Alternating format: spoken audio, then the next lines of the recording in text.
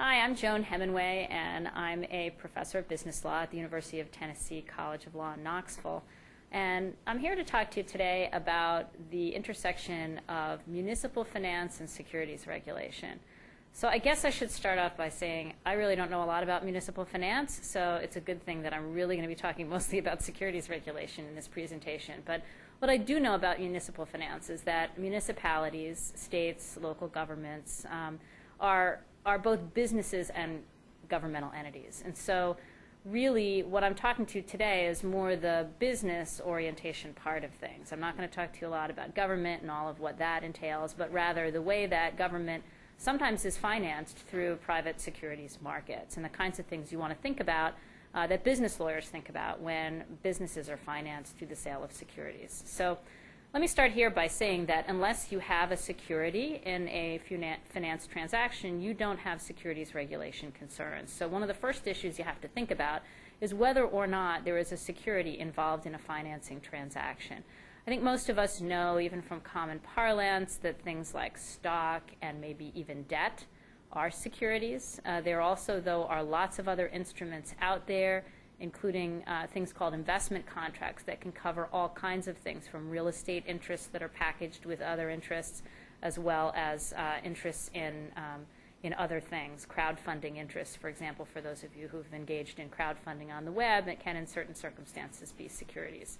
But for purposes of today's talk, what I really want to emphasize is that municipalities often will use debt to finance themselves, and there are a lot of different kinds of debt that they can use.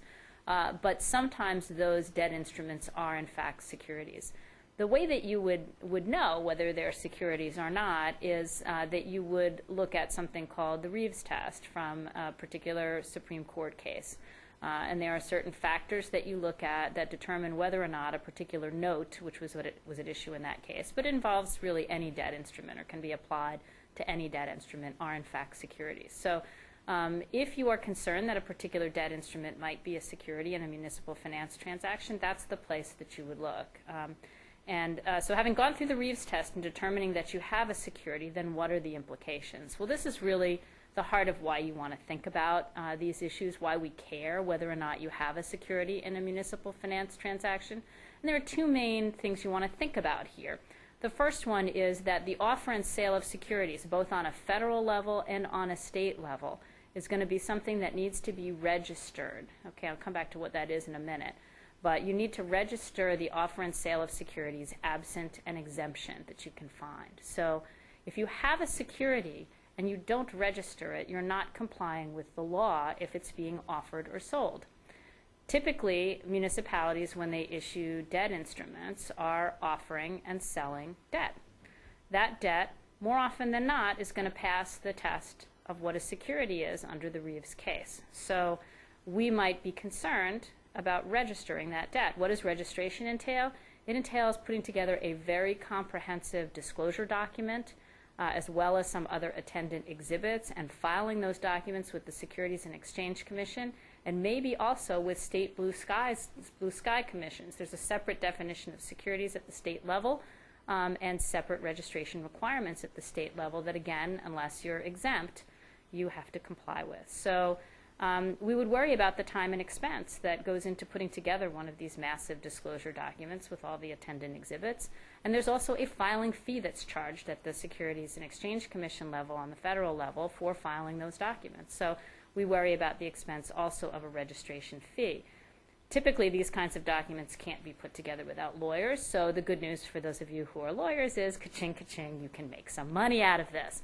The bad news for those of you who are lawyers is a lot of people will want to find exemptions because they don't want to pay for you or the expense of the process of registration itself. So you want to find an exemption. The great news for municipalities is that for most municipalities, and I'm not going to cite chapter and verse to you here in terms of the sections of the law, but most municipal debt securities are in fact exempt from federal registration as well as state registration. So knowing that you have a security and knowing that the offer and sale of that security or the security itself is exempt is going to be a key thing if you're working on debt securities in municipal finance. So assuming you have an exemption and you don't need to register, what then should you also be worried about? Well, you should always be worried if you have a security about securities fraud. And again, securities fraud can exist at both the federal level and at the state level. So you need to, if you have a security, think about more than just common law fraud, more than just fraud of some other financial instrument nature. So that involves, on the federal level, thinking about, some of you may have heard about this particular statutory provision, Section 10B of the Securities Act of 1934, which involves, most securities fraud actions are brought under that, which involves meeting a lot of different elements that we're not going to talk about today. But again, unless you have an exempt security, you worry about that. And Rule 10b-5 that a lot of you read about in the newspaper is in fact a rule of the Securities and Exchange Commission under Section 10b, and most of the Section 10b actions that are brought are Rule 10b-5 actions. So, so you're also worried, in addition to worrying about registration, about securities fraud. I can tell you here that, quite honestly, there is not an exemption in municipal finance for municipal securities from the securities fraud provisions. And so what do you have to do to avoid liability? For the most part, you have to disclose everything that you know that is significant, or as the law terms it, material, and you have to disclose it all accurately and completely. So no inaccuracies and no material misstatements or omissions. That's pretty much what your job is as a lawyer. Most municipal securities disclosure documents therefore exist not for registration purposes, but rather just to comply with these anti-fraud rules. So when you look at offering documents for a municipal finance deal that involves debt, you're going to be looking at them for purposes of, again, materially accurate and complete statements to avoid triggering liability under fraud provisions in securities law. So that's basically it. That's all that you need to know about securities regulation, apart from the section references and numbers. And I can put together materials for you all that relate to that, and in fact have given some suggestions to your instructor on that, so that you have some background materials if needed that can supply the sections. But the two main laws that we're talking about here in terms of the offer and sale of securities, it's the Securities Act of 1933 as amended, and Section 5 is where you're going to find those registration requirements. And then in terms of anti-fraud rules, principally what I was referring to here again is the Securities Exchange Act of 1934 as amended, and that's Section 10b and Rule 10b-5 under that. So those are the main things as a municipal finance lawyer that you're going to need to be worried about when it comes to the intersection of securities regulation and municipal finance.